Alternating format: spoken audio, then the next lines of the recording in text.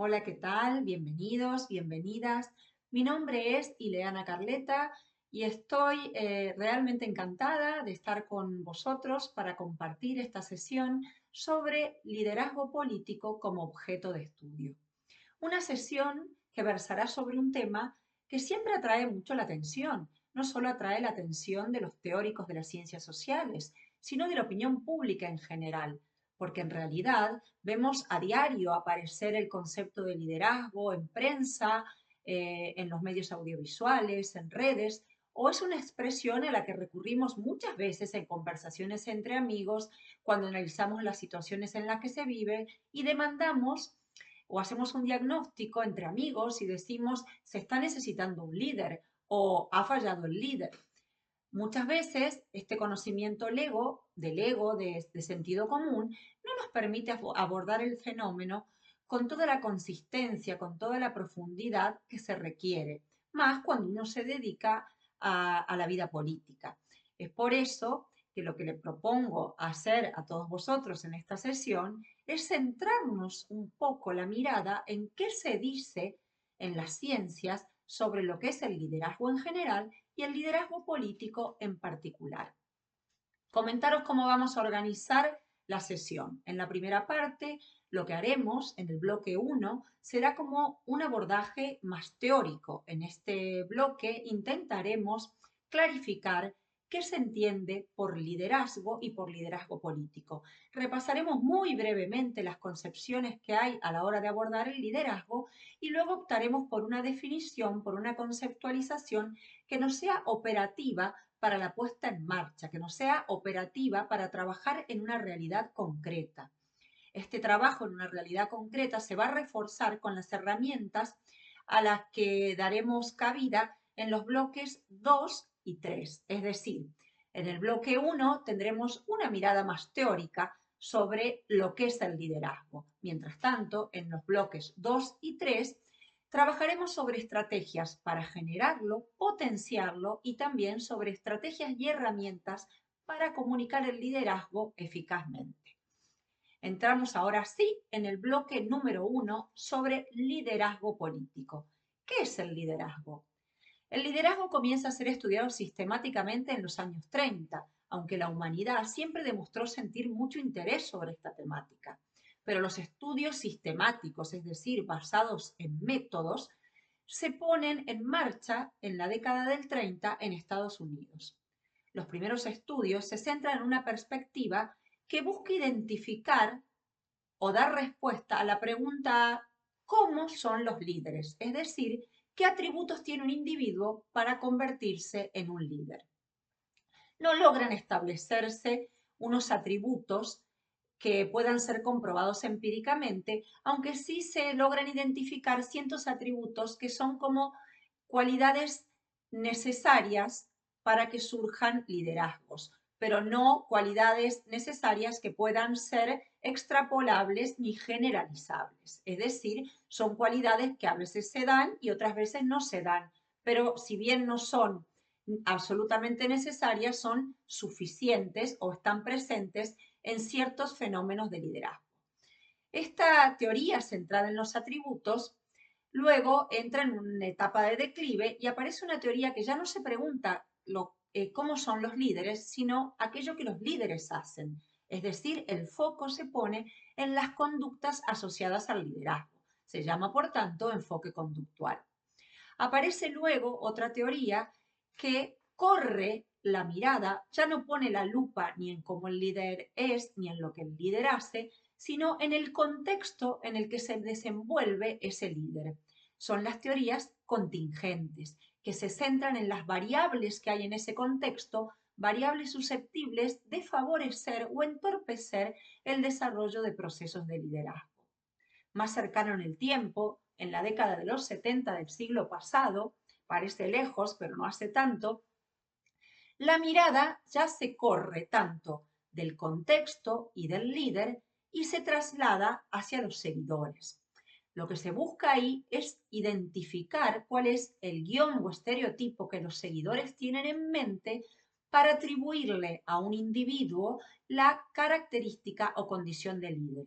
Es decir, intentar ver de qué manera el individuo va decodificando lo que ve en esa otra persona que tiene intención de transformarse en líder y si, siguiendo ese guión, el individuo lo considera líder o no, depende, se acomode o no a esa especie de checklist de atributos y características que el individuo tiene en su mente. Por eso se denominan teorías implícitas del liderazgo. En los últimos años, las teorías o enfoques que tienen una mayor fortaleza y una mayor presencia, tanto en medios académicos como también en el ámbito organizacional, que es donde hay muchos estudios sobre liderazgo, son las llamadas teorías neocarismáticas del liderazgo. Estas teorías tienen la virtud de recoger mucha de la información y de los conceptos aportadas por las otras teorías y hacerlo desde una mirada integral. Por eso no se centran solo en el individuo que es líder, en cómo es ese individuo, en lo que hace ese individuo, en el contexto o solo en los seguidores, sino que ven la totalidad. Estas teorías, además, introducen un concepto que es el de visión y asocian la capacidad de liderazgo a la capacidad que tiene un individuo de generar una visión, comunicar esa visión, conseguir adhesiones en los seguidores para esa visión y tener también la aptitud para llevar a todo el conjunto de seguidores al cumplimiento y a la concreción de esa visión que terminaría conformándose como una meta común. En estas teorías neocarismáticas del liderazgo se destaca la importancia de la comunicación, de lo simbólico, de los valores, de las emociones, como medios y estrategias que permiten desarrollar el fenómeno del liderazgo. Entonces, si tuviéramos que decir qué es el liderazgo, si tuviéramos que decir qué es el liderazgo, lo que deberíamos decir que el liderazgo no se sitúa solo en el líder.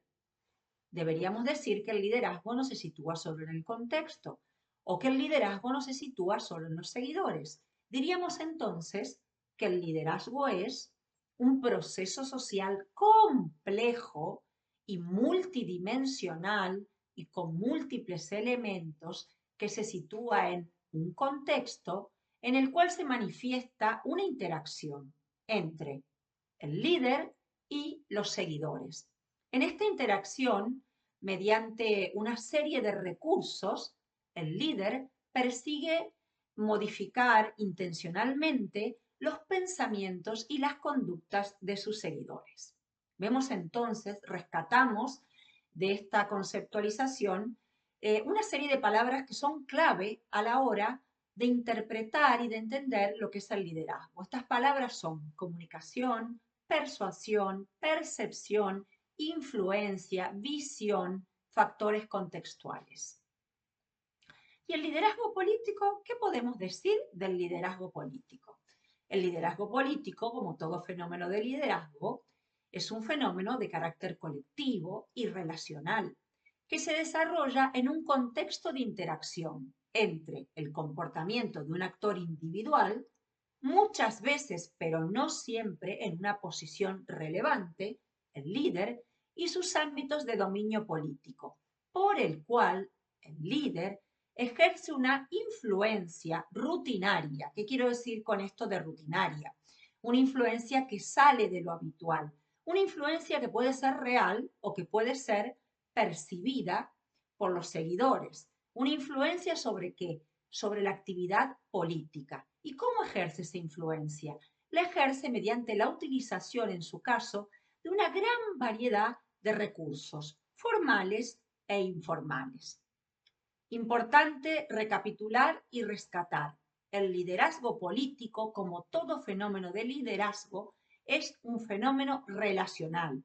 No puede haber un líder sin seguidores, ni seguidores si no tienen líder. ¿Qué se ubicaría en el contexto del liderazgo político? En el contexto del liderazgo político se vincularían, por ejemplo, los medios de comunicación, otros partidos políticos, los grupos de poder y todos aquellos factores que tengan la capacidad de desarrollar o entorpecer los procesos de liderazgo. Y en este proceso de liderazgo, situamos a los medios de comunicación en el contexto porque los recursos comunicativos son fundamentales para entorpecer, desarrollar, fomentar o visibilizar o invisibilizar un fenómeno de liderazgo. Hablábamos de que la mirada no podía centrarse para entender el fenómeno de liderazgo en un factor en particular. No podemos mirar solo el líder, pero sí que es cierto que debemos tener en cuenta que un líder debe tener determinados atributos para convertirse en un líder o para ser percibido por los seguidores como un líder. No hay acuerdo sobre la lista que deben integrar estos atributos, sobre la cantidad de atributos. En la actualidad se toma como muy indicativa, muy didáctica, la clasificación que ha hecho Joseph Nye, que es un estudioso estadounidense del liderazgo. Él habla que todo líder exitoso, que todo líder político exitoso, debe tener un cierto grupo de cualidades o de atributos que pueden ser clasificados en dos grandes grupos. El soft power o poder blando, que es un poder inspirador, y el hard power o poder duro, que es un poder más de tipo transaccional. El soft power o el poder blando está integrado por la inteligencia emotiva, la capacidad de comunicación y la capacidad de visión. ¿Cómo puedo manifestar que tengo inteligencia emotiva? ¿Cómo identifico mi inteligencia emotiva? Con la capacidad de gestionar las emociones, el carisma, con la capacidad de conocer mis emociones y empatizar con la de los demás. Eso es la inteligencia emotiva. Y la comunicación, el atributo que pone de manifiesto que tengo una buena capacidad de comunicación, lo encontramos en la capacidad de conseguir un efecto de atracción en los seguidores, en la eficacia para transmitir con palabras, símbolos y ejemplos persuasivos mi mensaje. Y la capacidad de visión como último elemento que integra el poder blando, la capacidad de visión es la que hablábamos anteriormente, que es una de las que integra o distingue la teoría neocarismática del liderazgo, se pone en evidencia en mi capacidad para encontrar un equilibrio entre los ideales, los valores y la capacidad de transformar la realidad actual y diseñar un futuro superador para los demás.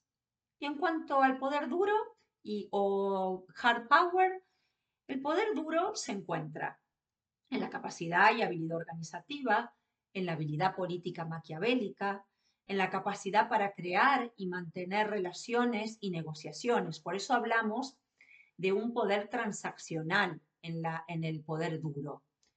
Estos dos grupos de poder blando y poder duro, para traducirse en un liderazgo eficaz, deben combinarse. Y deben combinarse teniendo en cuenta lo que conocemos como poder inteligente o smart power. ¿Qué es lo que nos permite como líderes tener smart power?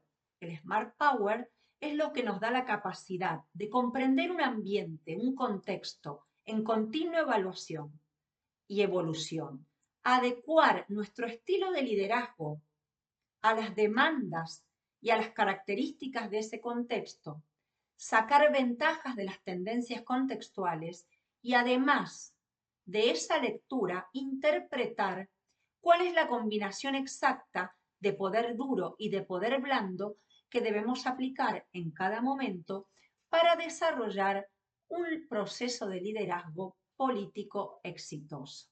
Es decir, cerrando este bloque, conceptos que quiero que nos queden claros. El liderazgo político, como todo proceso de liderazgo, es un fenómeno multidimensional y complejo en el que intervienen varios elementos. Para trabajar sobre el liderazgo, para potenciarlo, crearlo y fundarlo, debemos tener en cuenta todos estos elementos. El líder, los seguidores, el contexto y los procesos de interrelación que se producen entre todos estos elementos. No va a haber un líder si no hay seguidores, pero ambos también están situados en un contexto que impone determinadas características que tenemos que saber leer e interpretar para un liderazgo eficaz. Importante también tener en cuenta que si bien no existe un checklist, una lista de atributos de liderazgo, que siempre van a dar como resultado un liderazgo eficaz y exitoso, hay una serie de cualidades que se remiten potencialmente exitosas para el ejercicio del liderazgo, resumidas hoy con los conceptos de poder blando y poder duro. El poder blando más relacionado con los factores afectivos, emocionales, comunicacionales, y el poder duro más vinculado a los factores de tipo cognoscitivo y también organizacionales o de expertise. Será el poder inteligente o smart power el que nos va a dar la capacidad de darnos cuenta cómo hay que hacer un mix entre ambos tipos de poder para ser capaces de llevar a la práctica un liderazgo político realmente exitoso.